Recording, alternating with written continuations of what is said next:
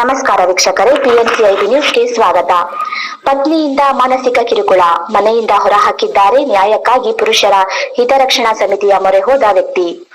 ರಾಮನಗರ ರಾಷ್ಟ್ರೀಯ ಪುರುಷರ ಹಿತರಕ್ಷಣಾ ಸಮಿತಿಯ ಸಂಸ್ಥಾಪಕ ಅಧ್ಯಕ್ಷೆ ಶ್ರೀಮತಿ ರಜನಿ ರಾಜ್ ಅವರ ಸಮ್ಮುಖದಲ್ಲಿ ರಾಮನಗರ ಜಿಲ್ಲೆಯ ವ್ಯಕ್ತಿಯೊಬ್ಬರು ತಮ್ಮ ಕೌಟುಂಬಿಕ ಸಮಸ್ಯೆ ಹಾಗೂ ಪತ್ನಿಯಿಂದ ಆಗುತ್ತಿರುವ ದೌರ್ಜನ್ಯದ ಕುರಿತು ದೂರು ಸಲ್ಲಿಸಿದ್ದಾರೆ. ದೂರಿನಲ್ಲಿ, ನಾನು ಒಂದು ಖಾಸಗಿ ಕಂಪನಿಯಲ್ಲಿ ಕೆಲಸ ಮಾಡುತ್ತಿದ್ದು, ನನ್ನ ಸಂಬಳದಿಂದಲೇ ಕುಟುಂಬವನ್ನು ನಿರ್ವಹಿಸುತ್ತಿದ್ದೇನೆ. ನಮಗೆ 3 ಮಕ್ಕಳಿದ್ದು, ಅವರ ಜವಾಬ್ದಾರಿಯನ್ನು ಕೂಡ ನಿಭಾಯಿಸಿದ್ದೇನೆ. ಪತ್ನಿಗೆ ಕೆಲಸಕ್ಕೆ ಹೋಗಬೇಡಿ ಎಂದು ಮನವಿ ಮಾಡಿದ್ದರೂ ಅದನ್ನು ಲೆಕ್ಕಿಸದೆ ಕೆಲಸಕ್ಕೆ ಹೋಗುತ್ತಿದ್ದಾರೆ. ಈ ವಿಚಾರವಾಗಿ ಪ್ರಶ್ನಿಸಿದ ಕಾರಣ ನನ್ನನ್ನು ಮನೆಯಿಂದ ಹೊರಹಾಕಿದ್ದಾರೆ ಎಂದು ಆರೋಪಿಸಿದ್ದಾರೆ. ಇನ್ನು ಪತ್ನಿಗೆ ಪರಪುರುಷರೊಂದಿಗೆ ಸಂಬಂಧವಿದೆ ಎಂಬ ಅನುಮಾನವಿದ್ದು, ನನಗೆ ಮನೆಯೊಳಗೆ ಪ್ರವೇಶ ನೀಡುತ್ತಿಲ್ಲ, ಊಟ ನೀರು ಸೇರಿದಂತೆ ಯಾವುದೇ ಮೂಲಭೂತ ಸೌಲಭ್ಯವನ್ನು ನೀಡುತ್ತಿಲ್ಲ. ನಾನು ಕುಟುಂಬದೊಂದಿಗೆ ನೆಮ್ಮದಿಯಿಂದ ಜೀವನ ನಡೆಸಲು ಬಯಸುತ್ತಿದ್ದು, ನನಗೆ ನ್ಯಾಯ ಒದಗಿಸಬೇಕು ಎಂದು ಸಮಿತಿಗೆ ಮನವಿ ಮಾಡಿದ್ದಾರೆ. ರಾಷ್ಟ್ರೀಯ ಪುರುಷರ ಹಿತರಕ್ಷಣಾ ಸಮಿತಿಯು ದೂರು ಸ್ವೀಕರಿಸಿ ಕಾನೂನು ವ್ಯಾಪ್ತಿಯಲ್ಲಿ ಪರಿಶೀಲಿಸಿ ಅಗತ್ಯ ನೆರವು ಹಾಗೂ ಮಾರ್ಗದರ್ಶನ ನೀಡುವುದಾಗಿ ತಿಳಿಸಿದೆ. ಸೂಚನೆ: ಮೇಲಿನ ಆರೋಪಗಳು ದೂರುದಾರರು ಸಲ್ಲಿಸಿರುವ ದೂರಿನಲ್ಲಿರುವ ಹೇಳಿಕೆಗಳಾಗಿದ್ದು, ಸಂಬಂಧಿತ ಪತ್ನಿಯ ಪ್ರತಿಕ್ರಿಯೆ ಇನ್ನೂ ಲಭ್ಯವಾಗಿಲ್ಲ. ಪ್ರಕರಣದ ಸತ್ಯಾಸತ್ಯತೆ ಕುರಿತು ಸಂಬಂಧಪಟ್ಟ ಅಧಿಕಾರಿಗಳ ತನಿಖೆಯ ಬಳಿಕವೇ ಸ್ಪಷ್ಟತೆ ಸಿಗಲಿದೆ. ಎಲ್ಲಿಂದ ಬಂದಿದ್ದೀರಿ? ರಾಮನಗರ ಜಿಲ್ಲೆಯಿಂದ. ನೋಡಿ, ಈ ವಿಡಿಯೋ ಮಾಡಬಹುದಾ? ಮಾಡಬಹುದು. ನಿಮ್ ಸಮ್ಮತಿ ಇದೆಯಾ? ನಿಮ್ಮ ಸಮ್ಮತಿ ಇದ್ರೆ ಮಾತ್ರ ಈ ವಿಡಿಯೋ ಮಾಡ್ತೀವಿ. ಮಾಡ್ಬೋದಾ? ಯಾವ ಉದ್ದೇಶಕ್ಕೆ ನನ್ನ ನೋಡ್ಕಿ ಬಂದಿದ್ದೀರಿ? ಅದು ನೋಡಿ, ಮಹಿಳೆಯರೆಲ್ಲರೂ ಪ್ರತಿದಿನ ಮಹಿಳೆಯರಿಗೆ ದೌರ್ಜನ್ಯ, ಕೌಟುಂಬಿಕ ಕಲಹ ಇದ್ರೆ ಎಲ್ಲ ಮಹಿಳೆಯರು ನನ್ನ ಹತ್ತಿರ ಬರ್ತಿದ್ರು. ಈ ದಿನ ನೀವು ನನಗೆ ಕರೆ ಮಾಡ್ತೀರಿ, ನಿನ್ನೆಯಿಂದ ಕರೆ ಮಾಡ್ತೀರಿ, ಮೇಡಮ್ ನಾನು ನಿಮ್ಮನ್ನು ನೋಡ್ಬೇಕು, ನಾನು ಪುರುಷರ ಸಮಿತಿಗೆ ನಾನು ದೂರನ್ನು ಕೊಡ್ಬೇಕು.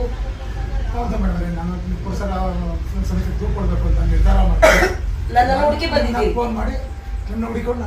ವಿಡಿಯೋ ಮಾಡ್ಬೋದಲ್ಲ? ಓಕೆ, ನಿಮ್ ಸಮ್ಮತಿ ಇದೆ? ಓಕೆ. ಏನು ಪುರುಷನಿಗೆ ದೌರ್ಜನ್ಯ, ಕೌಟುಂಬಿಕ ಕಲಹ ಮತ್ತೆ ಹಿಂಸೆ, ಮಾನಸಿಕ ಕಿರುಕುಳ, ಕೊಲೆ ಬೆದರಿಕೆ. ಯಾರಿಂದ? ನನ್ನ ಹೆಂಡತಿ ಮಕ್ಕಳು ನಮ್ಮ 3 ವರ್ಷದಿಂದ ಹಲವಾರು ಬಾರಿ ನಾನು ಪೊಲೀಸ್ನವರು ದೂರು ಕೊಟ್ಟರು, ನಮ್ಗೆ ಯಾವುದೇ ಪ್ರಯತ್ನ ಆಗಲಿಲ್ಲ.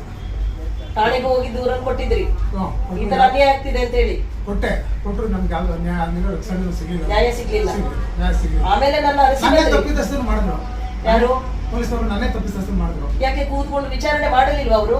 ನಾನು ವಿಚಾರಣೆ ಮಾಡಕ್ಕೆ ನನ್ನ ಒಂದು ಟೈಮ್ ಕಟ್ಕೊಂಡು ಅವ್ರೊಂದು ಟೈಮ್ ಮಾಡ್ಕೊಂಡು ವಿಚಾರಣೆಗೆ ಫೋನ್ ಮಾಡಿದೆ, ನಿಮ್ ಬಗ್ಗೆ ಅಂತ ನನ್ನ ಇದು ಮಾಡಿದ್ರು. ಇದೊಂದು ಬಾರಿ ಕರಿಬೋದಾಗಿತ್ತಲ್ಲ? ಏನು ಮಾಡಿಲ್ವಾ ಅವರು? ಅದು ವಿಚಾರಣೆನೂ ಮಾಡಲಿಲ್ಲ. ಫಸ್ಟ್ ಏನು ವಿಚಾರಣೆನೂ ಮಾಡಿಲ್ಲ, ಸಮಾಲೋಚನೆನೂ ಮಾಡಲಿಲ್ಲ. ಮಾಡಿಲ್ಲ. 2ನೇ ಸಲ ಇವರು ವೃತ್ತ ನಿರೀಕ್ಷಕರ ಹತ್ರ ಮಾತ್ರ ಫಸ್ಟ್ ನನ್ನ ಕರ್ದು ಸಲ ವಿಚಾರಣೆ ಮಾಡಿದ್ರು. 2ನೇ ಸಲಿಗೆ ನಾನು ಕೆಲಸದ ಮೇಲೆ ಇದ್ದಾಗ ನಮ್ಮ ತಾಯಿನ ಮತ್ತೆ ನಮ್ಮ ಹೆಂಡತಿಯವ್ರನ್ನ ಕರ್ಕೊಂಡ್ಬಂದು ವಿಚಾರಣೆ ಮಾಡ್ಕೊಂಡಿದ್ರು. ಬಂದಾಗ ನಿಮ್ಮ ಮನೇಲಿ ಇಸ್ಕೋತಾರೆ. ನಮಸ್ಕಾರ ಬಂಧುಗಳೇ, ಈ ದಿನ ನಾನು ನನ್ನ ಆಫೀಸಲ್ಲಿದ್ದೇನೆ. ಪ್ರತಿ ಬಾರಿ ನೀವು ಗಮನಿಸ್ತಾ ಇದ್ರಿ, ಮಹಿಳಾ ಘಟನೆ, ಮಹಿಳಾ ಕೌಟುಂಬಿಕ ಕಲಹ, ಮಹಿಳಾ ದೌರ್ಜನ್ಯ ನೋಡಿ ನೋಡಿ ಸಾಕಾಗಿತ್ತು ನನಗೂ ಸಹ. ಈ ದಿನ ಪುರುಷರ ಹಿತರಕ್ಷಣಾ ಸಮಿತಿಗೆ ದೂರನ್ನ ತುಂಬಾ ಬಾರಿ ದೂರ ದಾಖಲಿಸಿದ್ದಾರೆ. ರಾಜ್ಯದಲ್ಲಿ ಕೆಲವೊಂದು ಪುರುಷರು ಯಾವಾಗ ಇದು ಅಸ್ತಿತ್ವಕ್ಕೆ ಬಂತು ಆವಾಗಿಂದ ಸಹ ತುಂಬಾ ಮಂದಿ ಪುರುಷರು ಈ ದೂರನ್ನ ದಾಖಲಿಸಿ ಬರ್ತಾನೆ ಇದ್ದಾರೆ, ಮೆಂಬರ್ಶಿಪ್ ಆಗ್ತಾನೆ ಇದ್ದಾರೆ. ಮುಂಚೂಣಿಯಲ್ಲಿರೋರೇ ಪುರುಷರ ಹಿತರಕ್ಷಣಾ ಸಮಿತಿಗೆ ಮೆಂಬರ್ಶಿಪ್ ಆಗ್ಲಿಕ್ಕೆ ತುಂಬಾ ಜನ ಬಂದಿದ್ದಾರೆ. ನಾ ಮುಂದು ಅಂತ ಬಂದಿದ್ದಾರೆ. ನಾನೇ ಈಗ ಸದ್ಯಕ್ಕೆ ತಾತ್ಕಾಲಿಕವಾಗಿ ಮೆಂಬರ್ಶಿಪ್ ಅನ್ನು ಸ್ಥಗಿತಗೊಳಿಸಿದ್ದೀನಿ. ಒಂದು ಪದಗ್ರಹಣ ಆಗ್ಬೇಕು, ಅಲ್ಲಿವರೆಗೆ ಬೇಡ ಅಂತ ಹೇಳಿ. ಹಾಗಾಗಿ ಇದೇ ನಿಟ್ಟಿನಲ್ಲಿ ತುಂಬಾ ಮಂದಿ ಮಹಿಳೆಯರು ಕೌಟುಂಬಿಕ ಕಲಹ ದೂರ ತುಂಬಾ ಬರ್ತಿತ್ತು. ಈಗ ಪುರುಷರದ ಆಯೋಗ ಯಾವಾಗ ಪುರುಷರ ಹಿತರಕ್ಷಣಾ ಸಮಿತಿ ಅಸ್ತಿತ್ವಕ್ಕೆ ಬಂದಾಗ್ಲಿಂದನೂ ತುಂಬಾ ಮಂದಿ ಮೇಡಮ್ ಆಫೀಸಲ್ಲಿ ಬರ್ತದೆ, ನನ್ನ ತಂಗಿಯಿಂದ ಹೀಗೆ, ತಾಯಿಯಿಂದ ಹೀಗೆ, ಅತ್ತಿಗೆಯಿಂದ ಹೀಗೆ, ಮತ್ತೆ ತುಂಬಾ ಮಂದಿ ಕಂಪನಿ ಇಟ್ಟಿರೋ ಮಾಲೀಕರು, ಮ್ಯಾನೇಜರ್ಗಳು ರಜೆ ಕೊಟ್ಟಿಲ್ಲ ಅಂದ್ರೆ ನನಗೆ ಅಶ್ಲೀಲವಾಗಿ ನೋಡಿದ್ಲು ಅಂತ ದೂರು ಕೊಡ್ತೀನಿ ಅಂತ ಹೇಳುದು. ಇಂದ ತುಂಬಾ ದೂರೆಲ್ಲ ಯಾವಾಗ ಅಸ್ತಿತ್ವ ಬಂತು ತುಂಬಾ ಕರೆ ಬಂತು ನನಗೆ ರಾಜ್ಯದಿಂದ. ಈಗ ಅದೇ ನಿಟ್ಟಿನಲ್ಲಿ ಇವರು ನೋಡ್ತಾ ಇರುವಾಗ ಕರೆ ಮಾಡ್ತಾರೆ, ಮೇಡಮ್ ಈ ತರ ಆಗಿದೆ ಅಂತ. ಇವರಿಗೆ ಖಂಡಿತ ಕೂಡ ನ್ಯಾಯವನ್ನ ನಾವು ಕೊಡೋಣ ಸರ್. ಸಮಾಧಾನ ಮಾಡ್ಕೊಳ್ಳಿ, ನಿಮ್ಗೆ ನ್ಯಾಯ ಕೊಡುವ. ಒಂದು ದಿನ ಅವನು ಪ್ರೀತಿ ಸಂಸ್ಥೆ ಮಾತಾಡ್ತಾ ಮಾಡ್ಬಿಟ್ರು. ಯಾರು ನನ್ನ ಬಾವಿಗೆ ಯಾರು ಇಲ್ಲದೆ ಕೊಡಕ್ಬಿಟ್ರು ಬಿಡಬಾರೆ, ಯಾರು ಇಲ್ಲದೆ ಕೊಡಕ್ಬಿಟ್ರು.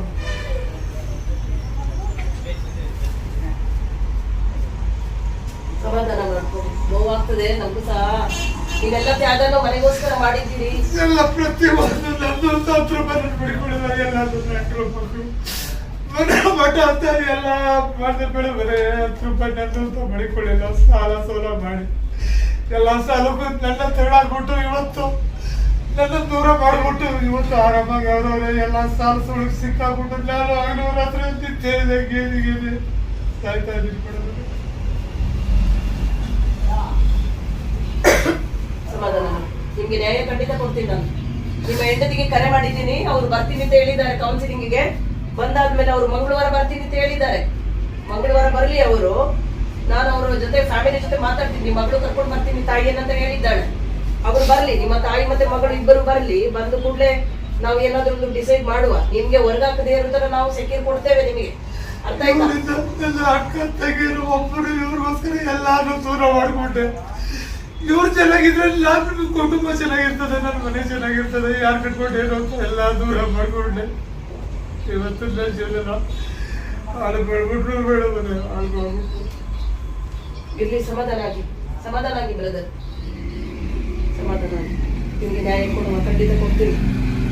ಇದೆಲ್ಲ ಏನು ಆಸ್ಪತ್ರೆದ? ಇದೆಲ್ಲ ಹಾಸ್ಪಿಟಲ್ ಮೇಡಮ್. ಪ್ರತಿ ತಿಂಗಳಿಗೆ 5,000 ರೂಪಾಯಿ ನನ್ನ ಹಾಸ್ಪಿಟಲ್ ಟ್ರೀಟ್ಮೆಂಟ್ ಬೇಕು. ನನ್ನ ಊಟಕ್ಕೆ ಇನ್ನೊಂದಕ್ಕೆಲ್ಲ ನಾನು ಸಂಪಾದನೆ ಮಾಡಿದೆ ಸಾಲ. ಎಷ್ಟು ಕೊಡ್ತಾರೆ ಸಂಬಳ? ನನಗೆ 20,000 ಕೊಡ್ತಾರೆ ಸರ್. ಎಲ್ಲೋ ಇದರಲ್ಲಿ ಈಗ ಸೆಕ್ಯೂರಿಟಿ ಕೆಲಸ ಮಾಡ್ತೀನಿ ಅಂತ ಹೇಳಿದ್ರಿ, ಸೆಕ್ಯೂರಿಟಿ ಗಾರ್ಡ್ ಆಗಿ ಹೋಗ್ತೀರಿ.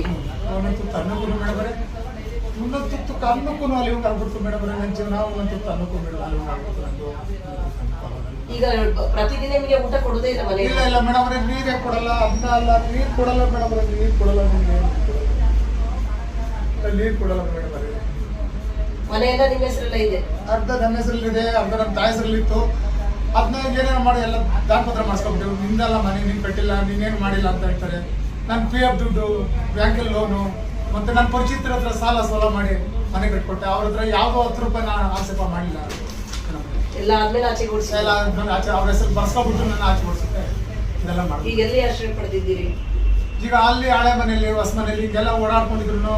ಮತ್ತೆ ಮಾಮೂಲಿ ಆಫೀಸ್ ಹತ್ರ ಅಲ್ಲಿ ಇಲ್ಲಿ ಎಲ್ಲ ಜೀವನ ಮಾಡ್ಕೊಂಡು ಹೋಗ್ತಾ ಇದ್ದೀನಿ. ಆಫೀಸಲ್ಲಿ ಅಲ್ಲಿ ಕಾಲ ಕಳೀತೀರಿ. ಈಗ ನಮ್ಮ ಹತ್ರ ಬಂದಿರೋದು ಹೆಂಡತಿ ಮಕ್ಕಳೆಲ್ಲ ಕರೆಸಿ ವಿಚಾರಣೆ ಮಾಡಿ ನನಗೆ ನ್ಯಾಯ ಕೊಡಿ. ನೀವು ಇದಕ್ಕಿಂತ ಮುಂಚೆ ಎಲ್ಲಾದ್ರೂ ಹೋಗಿದ್ರಾ ದೂರು ಕೊಡ್ಲಿಕ್ಕೆ? ಮಾನವ ಹಕ್ಕು ಆಯೋಗಕ್ಕೆ ಕೊಟ್ಟಿದ್ದೆ. ಹ್ಯೂಮನ್ ರೈಟ್ಸ್ ಹೋಗಿದ್ರಾ? ಅಲ್ಲೂ ಕೌನ್ಸಿಲಿಂಗ್ ಮಾಡಕ್ ಕಳಿಸಿದ್ರು. ಅಲ್ಲಿ ಕೌನ್ಸಿಲಿಂಗ್ ಮಾಡಿದ್ರು, ಅದಕ್ಕೂ ಯಾಕೂ ಎದರಲ್ಲ ಮೇಡಮ್. ನಾವೆಲ್ಲ ಯಾಕೆ ಮಾಡೋದು. ಆಯ್ತು, ನೊಂದ್ಕೋಬೇಡಿ. ನಿಮಗೆ ನ್ಯಾಯವನ್ನ ಕೊಡ್ತೀನಿ. ನಿಮ್ಮ ಹೆಂಡತಿ ಮಕ್ಕಳನ್ನ ನಾನು ಬರ್ಲಿಕ್ಕೆ ಹೇಳ್ತೀನಿ. ಬಂದು ಅವರಿಗೆ ನಾವು ನ್ಯಾಯವನ್ನ ಆಪ್ತ ಸಮಾಲೋಚನೆ ಮೂಲಕ ಕರೆಸಿ ವಿಚಾರಣೆ ಮಾಡಿ ನ್ಯಾಯವನ್ನ ನೀಡ್ತೇವೆ. ಆಯ್ತಾ? ಅವರು ನಿಮ್ಮ ಹೆಂಡತಿ ಮಕ್ಕಳು ಬರ್ಲಿ, ಬಂದು ಕರೆಸಿ ವಿಚಾರಣೆ ಮಾಡಿ ಅವರು ಕೂಡ ಏನ್ ಹೇಳ್ತಾರೆ ಕೇಳುವ. ಅದಾದ್ಮೇಲೆ ಆಪ್ತ ಸಮಾಲೋಚನೆ ಮೂಲಕ ಯಾವ ತರ ಬಗೆಹರಿಸಬೇಕು ಅನ್ನೋದು ಹೇಳ್ತೀವಿ. ಆಯ್ತಾ?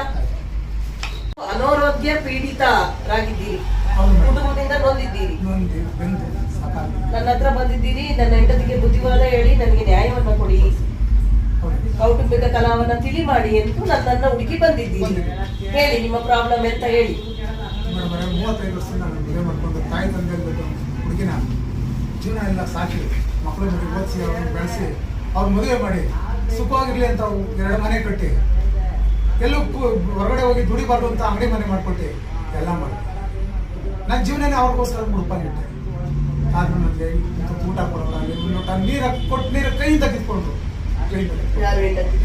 ಯಾವ ಕಾರಣಕ್ಕೆ ನಿಮ್ನ ಈ ತರ ನಿಮ್ಗೆ ಹೊರಗಾಕಿದ್ದಾರೆ ಮನೆಯಿಂದ ನಿಮ್ಮ ಹೆಂಡತಿ ಮಕ್ಕಳು? ಅವರ ಅನ್ಯ ಮಾರ್ಗಕ್ಕೆ ನಾನು ಅಡ್ಡಿ ಆದಕ್ಕೆ ನನಗೆ ಯಾರು ಅನ್ಯ ಮಾರ್ಗ? ನಿಮ್ಮ ಹೆಂಡತಿ ಹಿಡಿದಿದ್ದಾರ ಅನ್ಯ ಮಾರ್ಗವನ್ನು? ಮಾರ್ಗದಿಂದ ನನ್ನ ಜೀವನ ಈ ತರ. ಅದಕ್ಕಾಗಿ ನೀವು ಅಡ್ಡಿಪಡಿಸಿದ್ದಕ್ಕೆ ನಿಮ್ಮ ಮನೆಯಿಂದ ಹೊರಗಾಕಿದ್ದಾರೆ. ನನಗೆ ಯಾವುದೇ ರೀತಿ ಒಂದು ಬಟ್ಟೆ ತೊಳೆಸ್ಕೊಳ್ಳೋದಾಗಲಿ, ಒಂದು ಸ್ನಾನಕ್ಕೆ ನೀರಾಗಲಿ, ಒಂದು ಔಷಧೋಪಚಾರ ಆಗಲಿ, ಒಂದು ಹಾಸ್ಪಿಟಲ್ ಆಗಲಿ ಏನು ಇಲ್ಲ ಮೇಡಮ್. ಅಲ್ಲಿ ಇದು ಹಾಸ್ಪಿಟಲ್ ಚೀಟಿಯಲ್ಲಿ ತೋರಿಸಿರ್ಬೋದು. ಅಲ್ಲ, ನೀವು ಈಗಲೇ ನೀವು ಶೇಕ್ ಆಗ್ತಿದ್ದೀರಿ. 6 ವರ್ಷದಿಂದ ನಾನು ಒಂದೇ ಸಲ ಲೋನ ನನ್ನ ಮನೆ ಇಲ್ಲಿ ನನ್ನ ಮನೆ ಇದಾಗಬಾರ್ದು ಅಂತ ಅಂದ್ಬಿಟ್ಟು ಲೋನ್ ಕಟ್ಟಿ ನಾನು ಬ್ಯಾಂಕ್ ಇದು ರಸೀದಿಗಳು, ಹಣ ಕಟ್ಟಿರುವಂತದ್ದು, ಸಂದಾಯ ಮಾಡಿರೋದಕ್ಕೆ ಹಣ ರಸೀದಿ, ಬ್ಯಾಂಕ್ ಇದು ಬ್ಯಾಲೆನ್ಸ್, ಹೋಮ್ ಲೋನ್ ಬ್ಯಾಂಕಲ್ಲೂ ಕಟ್ಟಾಗಿದೆ. ಕೆಲವು ಸಲ ಕಟ್ಟಕ್ಕಾಗದೆ ಡೇಟ್ ಮಿಸ್ ಆದಾಗ ಇದ್ರಲ್ಲೂ ಕಟ್ಟಿದೆ. ಮನೆಯೆಲ್ಲ ಪ್ರತಿ ತಿಂಗಳು ಕಟ್ಟು ಮನೆ ಉಳಿಸ್ತಾ ಇದ್ದೀರಿ. ಆದ್ರೆ ನಿಮ್ ಹೆಂಡತಿ ಮಕ್ಕಳು ದೌರ್ಜನ್ಯ ನಿಂತಿಲ್ಲ. ಹೆಂಡತಿ ಮಕ್ಕಳಿಂದ ಆಫೀಸ್ ಹತ್ರ ಬಂದು ಗಲಾಟೆ ಮಾಡಿದ್ರು, ಮನೇಲಿ ಬೇಕಾದ್ರೆ ಹಿಂಸೆ ಕೊಟ್ರು.